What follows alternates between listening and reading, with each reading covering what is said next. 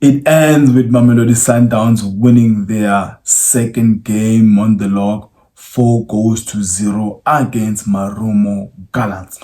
2 goals in the first and 2 goals in the second half. An important win for Manqoba, Mngqithi and his boys before the big game on Saturday against the mighty Kaizer Chiefs. Yes, I do go by the name of Oscar Mngqithi Football, discuss and engage on anything to do with football from Africa to the world and from the world to Africa. On this installment of Oscar Mngqithi Football, basically just giving 5 lessons, 5 things I have learned from this game. Interesting matchup. I was thinking maybe Sundowns was going to come with a different approach. Maybe try and resist box entries, close some pockets from the middle, because that's how Mamelodi Sundowns actually plays, and also be wary of the wider channels, since Manqoba Mngqithi this season has been utilizing a lot of fullbacks, playing up, being available on the wider flanks for some crosses, and we've seen that from all the matches Manqoba has played this season. And I want to get rid of the first 2 points, which are actually negative, you can say, on these 5 things that we can learn from this match between Mamelodi Sundowns and Marumo Gallants. Now, the very first point I want to make is, you know what? This thing of PSL allowing franchises, statuses to be bought, sold is actually showing now on this Marumo team. This Marumo team can actually get relegated if things don't change. They've played 3 games. They've already conceded 8 goals and they've only scored 1 goal. They bought a status from Moroka Swallows. They fired Dylan just after a month having been appointed. And I will not be shocked if tomorrow we wake up and Sundowns has also been shown the door. It just goes to prove the point that, there are processes that must be rightly followed. You can't just buy a status and think that overnight you will be a proper team. This football team, as much as we know Sundowns is a good coach, his team, they play well, but they are no longer in the first division or ABC Motsepe League, but they're in the Premiership. And in the Premiership, if your decision making in the final third is poor, you are going to be punished. If your defense is porous, you are going to be punished. Obviously, one will say they haven't had easier fixtures, but the fixture against Golden Arrows, I was expecting them at least to collect a point or maximum point, which they did not. They've lost 2-1 against Chiefs, they've lost 2-0 against Arrows, and now they've been thumped 4-0 by the current champions. I don't think anyone expected them to win today, but how the team plays and how they are conceding, how they're just allowing the team they're playing against to do as they please is worrying. I don't know what's the next fixture, but if number 1, Sundowns is not fired this week or by the time he plays the next game, I hope that they will go back to the drawing board and fix their issues as soon as they can. Otherwise, they are going back to the first division. So that's the very first point, that this thing of selling statuses, buying statuses, I'm not for it. I'm against it. And it is showing in this Marumo Gallants team. They bought a status and look at the mess they're already in. We're not even halfway through the season, but see what's happening.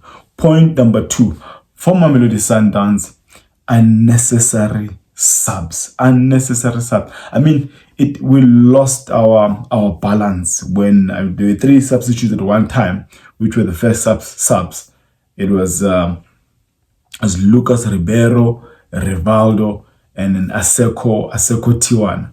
Now, that disturbed our momentum. At some point, I was not even sure if Malibongwe Khoza was playing in that CDM position of Rivaldo, or was it Mngqithi, who was also introduced.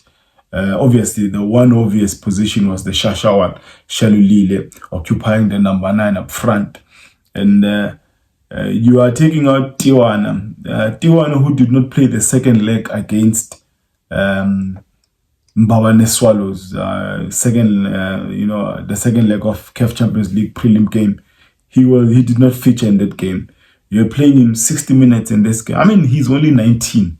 Let the boy play, because you temper with your fullbacks or centre backs. There are going to be issues. I think Musa Lebusa was then stretched to cover. At some point, they were playing 3 at the back with Lebusa, Grant, and I think Malibongwe was part of these guys at the back, or unless it was a Morena. So it disturbed our momentum. We lost our balance.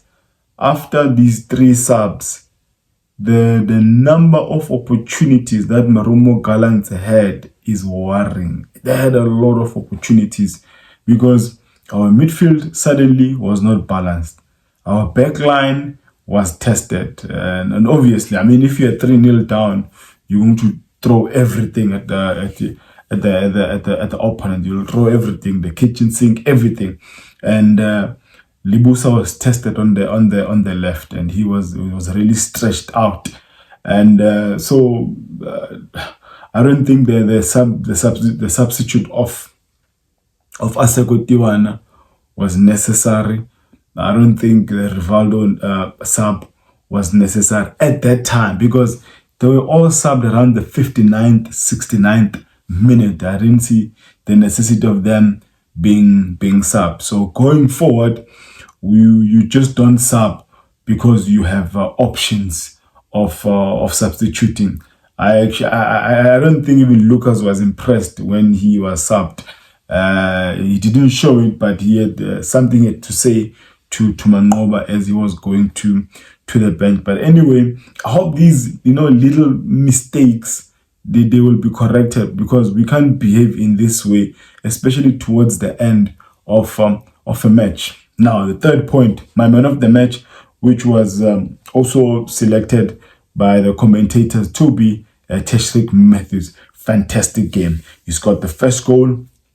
He assisted both goals, the second and the third goal. He was the one who fought for that fourth goal, which was almost like a gift from the goalkeeper that actually came in for Daniel Ekpeyi, who got injured.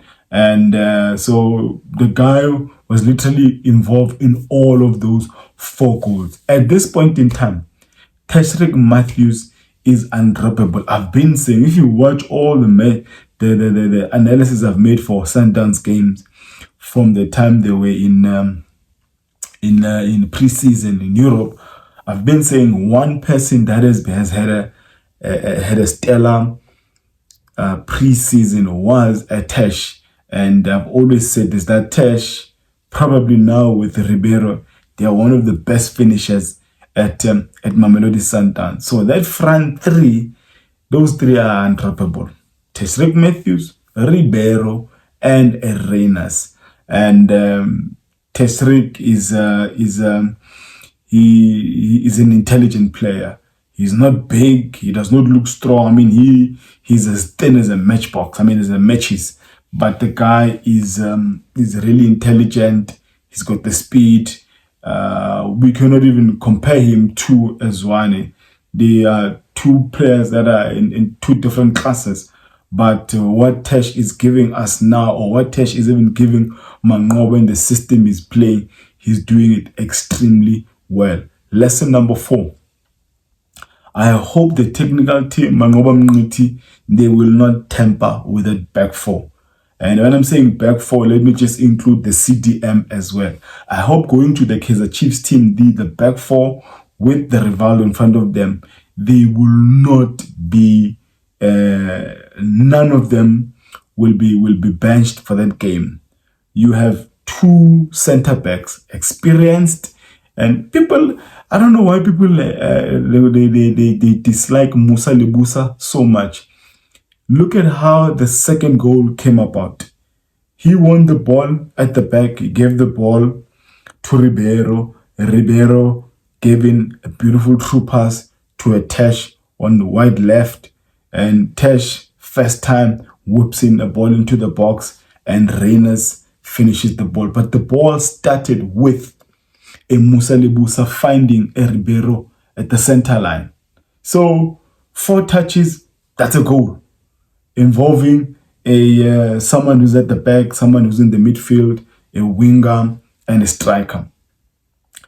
Center back, that is a very sensitive area. We cannot be chopping and changing those two. Grant Kekana, Musa Lebusa, they are doing their business quietly and they're doing it excellently. Our fullbacks, Morena, it's almost like a rebirth of Thapelo Morena. I am loving the crosses. I'm loving the fight. I'm loving him availing himself when he has to be in attack. Him availing himself when he has to do his defensive duties. And you have a young one on the left, Aseko Tiwane, who literally is there to fight it all out. He knows why he's there, and he's there to not just represent himself, but to represent those who love him from Tsakane, from the Israel, from the Eastern Cape, from Cape Town. The boy, he's here and he's marking he's marking his territory. I mean, he's marking his place that, you know what, he is here to make a name for himself and that of his family. So far, he's done extremely well. Mashiko, I know he's out injured. Lunga cannot take over this boy. I'm happy with Mutiba playing in the middle and not actually playing as a left back. So that back four and Rivaldo. Rivaldo is class. With Rivaldo, you have balance. With Rivaldo, you have someone who dictates the tempo of how Mamelodi Sundowns should play, and he's got two intelligent players in front of him, Modiba and an Alende. So that back four, it should remain. CDM should remain. Hoping to see again Emudao and a Mokoena come Saturday on that bench. The last point I'm taking out from this match, very fifth lesson, is our Rolls-Royce, the R and R. Again, another two that are undroppable, Reyners and Ribeiro, the Rolls-Royce of Mamelodi Sundowns. They have 2 goals in 2 games. I mean, they've been brilliant. They've been and what's funny about Reyners is that he doesn't look like he is at I don't know how to put this now. He doesn't look like he's at his best, but he's really scoring goals, and he's creating a space for himself. He knows how to run behind defenders, and Ribeiro in that number 10 position behind Matthews and Reyners, he's been excellent. I mean, he's a baller. We have a quality player in this guy, and anyone who gets man of the match, they are happy for the other. Just saw now a video of how happy he was for Tashreeq Matthews to get the man of the match award, and he kept on saying Tash was the best player on the field. So you've got this good positive energy amongst the players, which is good for Mngqithi because that is what he wants. So yeah, those are the 5 things I'm taking out from this match. And if we are to recap, number 1, Marumo Gallants buying a status. It is showing now that you are not playing some Bukwini ball or some first division football, and if they are not careful, they are going down. Number 2, unnecessary subs by Mngqithi and his technical team. Number 3, the man of the match was clear, and this man of the match, Tashreeq Matthews, is undroppable. Number 4, I am hoping that back 5, including Rivaldo as the CDM, they will not be tampered with. I mean, don't break it if it's not broken. Eh? Yeah, don't break it if it's not broken. Don't fix it if it's not broken. Hey, English. Don't fix it if it is not broken. And number 5, the Rolls-Royce at Mamelodi Sundowns is the RNR, Reyners, and a Ribeiro. If you're seeing this face and this content for the very first time, make sure you hit that like button, share this content on all your socials, TikTok, Facebook. I am on TikTok. Please do follow there as well. And thank you again, guys. I'm over the mark of 2,000 subscribers, and it is all thanks to you, the new ones, the returning subscribers, and all your engagements down in the comments below. I really do appreciate. Help me though to spread the message. Help me to reach 10,000 subscribers by December. And I ended there by declaring, may my God bless you all.